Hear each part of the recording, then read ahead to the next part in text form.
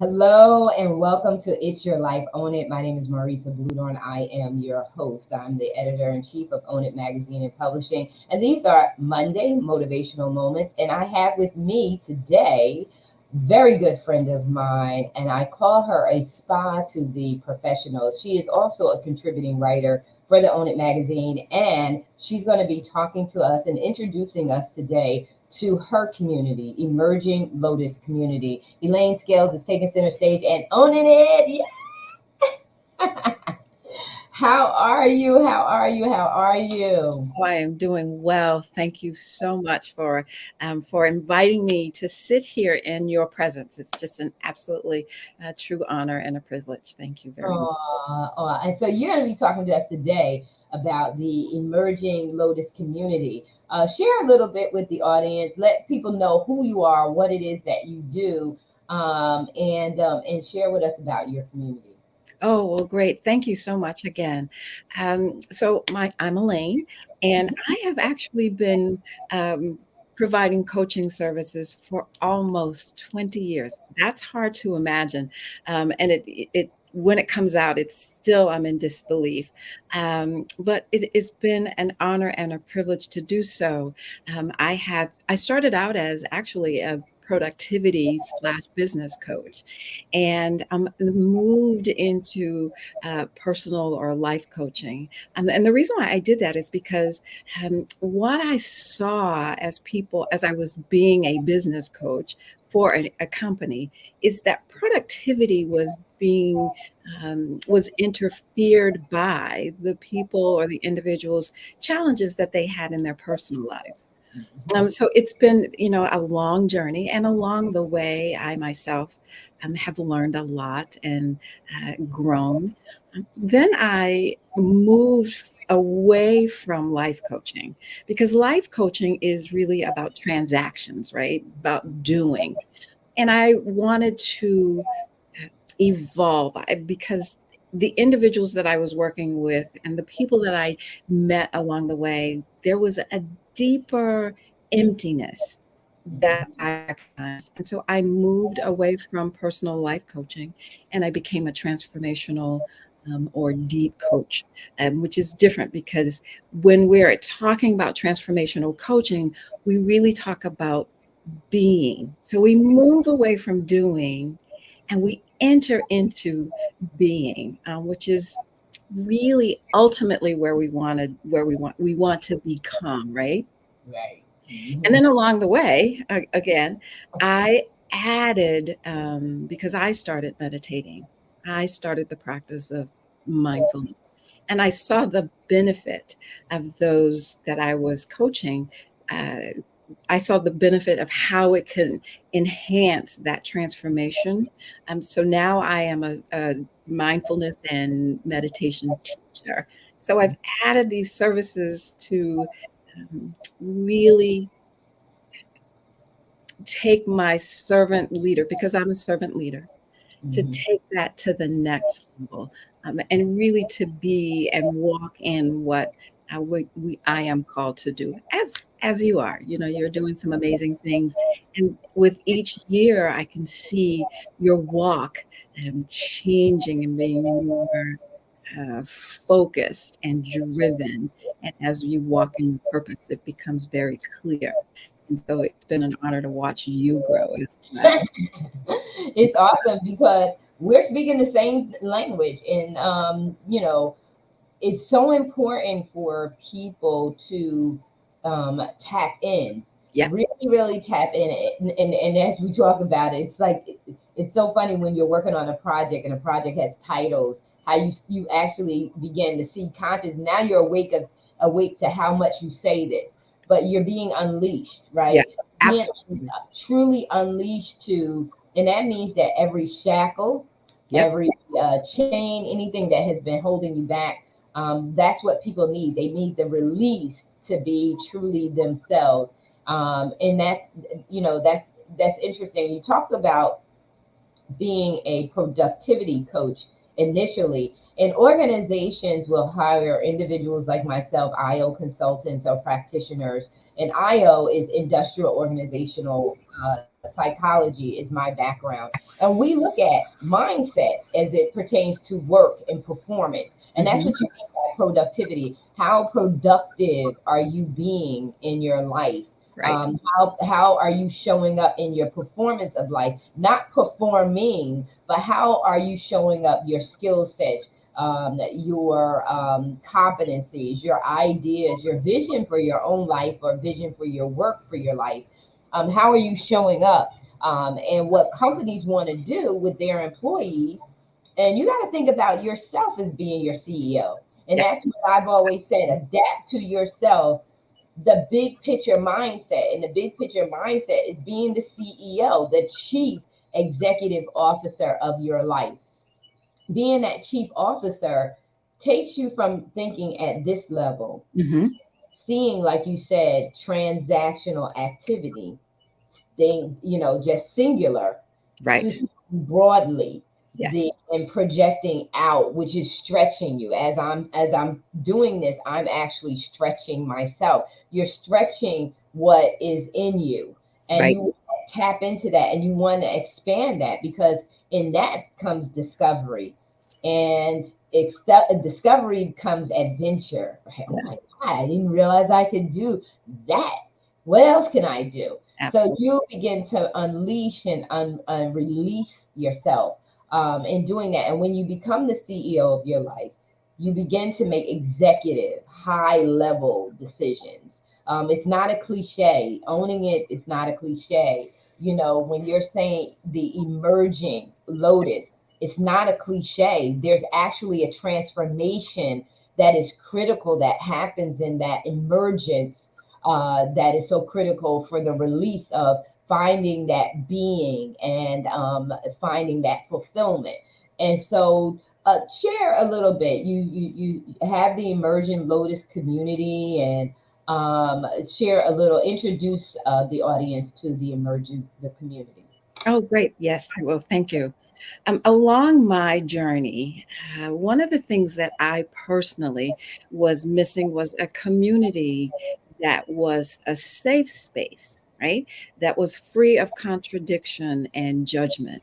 A space that was led or facilitated by someone that would really give me the tools to look within and really dig deep, right? So since I wasn't able to find it, I thought I would create it. And so the Emerging Lotus community is really focused on the lotus itself. Because one of the things that we know about lotus flowers is that they are planted in polluted waters, um, dirty waters, muddy waters. They really thrive in the muck and the mire. And as it moves through all of this stuff, it emerges. But even when it emerges, when it breaks the surface of the water, it's still a bud, it's still closed. And so after it emerges, then and it hits the light, then the flower itself opens. And so the emerging lotus community is just that. It is created for whomever to come in, um, unmask. So it gives you an opportunity to slowly or at your own pace release the mask that you've been wearing. And so I provide what I call mindful moment reflection questions. And these questions are for you to really reflect, move past the surface, and really look at or discover what is really your truth. Because we walk around saying, I want my truth, I want to walk in my truth, I want to find my truth. But the work that's required to do so, many people give up because it becomes too much of a challenge. And so in this community, I offer the mindful moment reflection question. I offer guided meditations. Mhm. We just finished the 30-day mindfulness challenge. Oh wow. And I'm rolling out in August it's called the path to emergence. And the path to emergence within the community is where I spend about 10 or 15 minutes talking about topics that really are important to us, but on a deeper level. So, for example, when we talk about boundaries, what does that really mean, right? And more importantly, how do you define it? Or, and what are you willing to do to set those boundaries, but more importantly, honor those boundaries? So these are things that I'm offering within the community. Um, and can't stress enough that it's safe and it's free of contradiction. And I think it's that part is very important to me, because too often people try to convince us to change our minds or convince us to follow their path. And if we're not really grounded, if we're not uh, fully aware of who we are, we will follow suit. And Mhm. so the community is free of contradiction. You come, you share your beliefs. I will ask you questions that will challenge your beliefs, your mindsets. And so that's it. It's a beautiful, amazing community. Yeah, so when you said community at the top and creating that safe space, Yes. I thought about immediately. My mind went to the village, right? So Yes. the village, and we talk about it takes a village to bring up a child, but it actually we are actually operating in villages, right? And so we need to know what that village is. And I always one of the biggest tools I always use and recommend that people use personally is the SWOT analysis, and Absolutely. using that SWOT analysis to evaluate your community. Where are your strengths? Where are your weaknesses? And you talked about boundaries, and it's easy for us. So the work internally is challenging when you've done some things to yourself and to people that have been damaging. It's very difficult to look at yourself, because then you have to see yourself, and in some cases, we're seeing a monster, right? Sometimes we're seeing someone who's abusive. That's not a good feeling. No. But guess what? The very thought that the very act of looking at that is a sign that you're changing and you don't want that for yourself anymore. So if you could focus on that's your past, not your present or your future, you can get past it. The biggest hurdle is when we have made the change, inside of our own cocoon, and Hmm. now we're getting ready, because we're talking about boundaries. Now we're breaking out of that cocoon to show the world what has been transforming inside, right? Now we Absolutely. go out to the world, and now it's time for the world to kind of try to either embrace us or shove us back into the cocoon to kind of flip us back to what we were. Mhm. That's where boundaries become challenging too. And when we were talking backstage, we talked about not only getting into alignment, but how do you maintain alignment? Yes. Or how do you not only set boundaries, but how do you enforce your boundaries? Right. Because they're going to be crossed. And one of the things that I was looking at yesterday and watching and looking for something to put on the TV while I'm working, I'm not really going to be watching it, Sure. but at least it's entertainment for me in the background. And I was watching, I forget the name of the movie, but it talked about the Me Too when they were bringing down Fox and the Mhm. sex.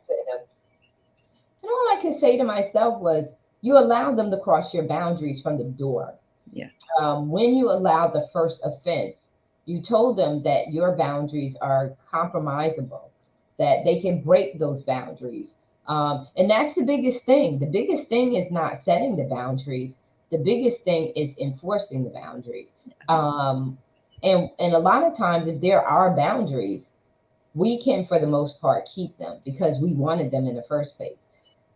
The biggest thing is, and I know that you address that in the community, is how do you value yourself Yes.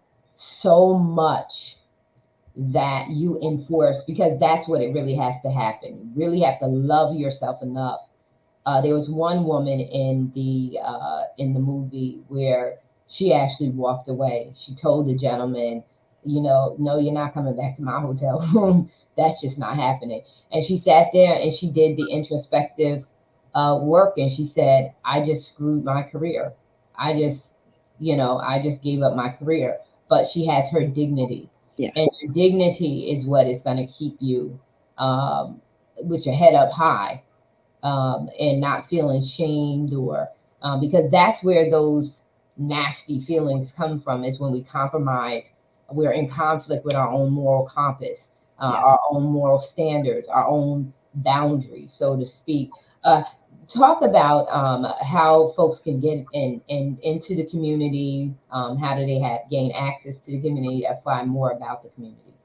Oh, yes, thank you. So you can find out more about the community by visiting my website, and that's edsintegrativeservices.com. And you just click on the community tab. If you want to go directly and join the community, there's a link that I will provide for you, and people can just click on the link and join the community. Now, it is a membership community, so this is not a free community. And so the membership is reasonable. It's within everyone's ability if you are really interested and committed. It's because I want to say this when we're talking about boundaries and the Me Too movement. A lot of times, people or individuals, their boundaries from the outside, when we look and we say, "Oh, you allowed them to violate your boundaries." The sad part is, Marisa, that a lot of people don't know enough about themselves to set those boundaries. Mm. So they're walking through this space, this time in their lives without boundaries because they don't know how to set them. And that's because, and this is something that you and I have talked about over the course of years, when they were little, when they were children, when they were at their most vulnerable, for the adults in their lives to teach them boundaries, right? Those adults violated their boundaries. And so Mm. these children thought that this was normal. Yeah, So yeah. and so now we're adults, right? And so the challenge is getting to the place where you're sick and tired of being sick and tired, and saying to yourself, because there's something inside of you, there's something inside of you that's just yearning, that says, nope, something's got to change. And at that point, where do you go?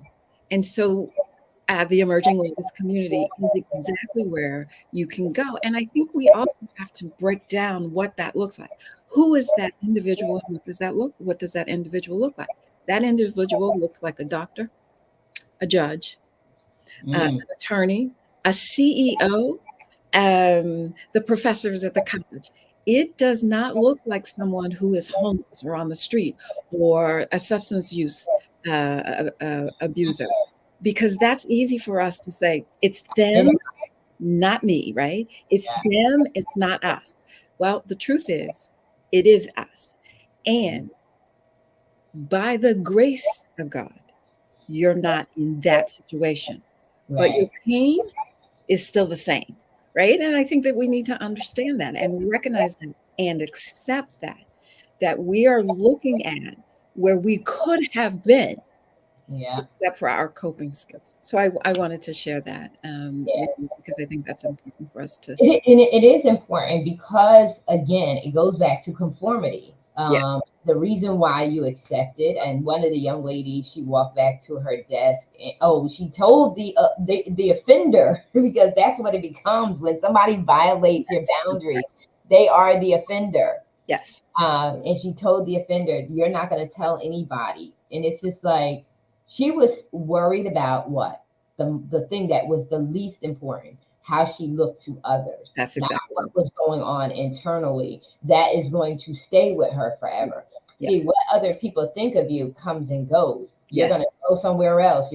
But the one variable that never changes in your life is you. You have to take you everywhere you go. So your moral conviction has to be that you're not going to compromise your self value by Absolutely. allowing anyone to violate your boundaries. Yes. And so it does become tough because you're gonna, we're gonna fall under that stereotype that you're angry. Yep. But it's not angry. Nope. Let's bring that back in. No, it is angry. Yeah. God said, "Be angry and sin not."